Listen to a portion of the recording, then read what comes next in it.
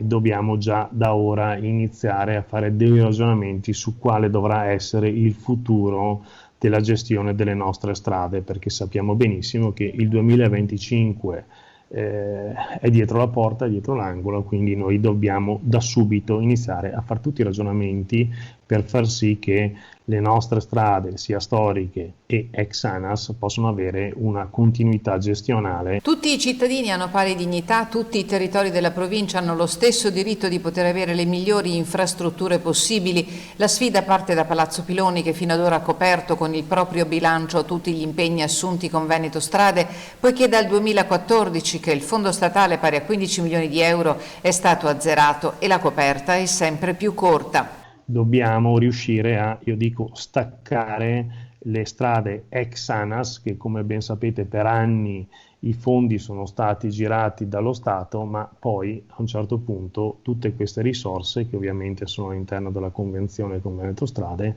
non sono state più girate dallo Stato e quindi abbiamo dovuto recuperarle all'interno del nostro bilancio. Liberare questi 6, 7, 8 milioni di euro sicuramente ci darebbero un grandissimo respiro. Che sia necessaria un'unica regia lo dice l'emergenza di queste ore dopo la nevicata, che è stata sì abbondante ma certamente non eccezionale. La viabilità è andata in tilt nella quasi totalità della provincia perché il servizio di sgombero neve è appaltato a ditte esterne che non sono molte e non tutte sufficientemente attrezzate. L'obiettivo, ha spiegato l'ingegnere Alberto Serafini dell'amministrazione provinciale, è di iniziare a classificare le strade che dovranno passare sotto l'ala dell'ANAS. Sicuramente la 346 del San Pellegrino, la 251 della Val di Zoldo, la 347 del Passo Cereda, la 203 a Gordina, la 48 delle Dolomiti, la 348 Feltrina e la provinciale 1 della Sinistra Piave, nella prospettiva del completamento della Pedemontana Veneta.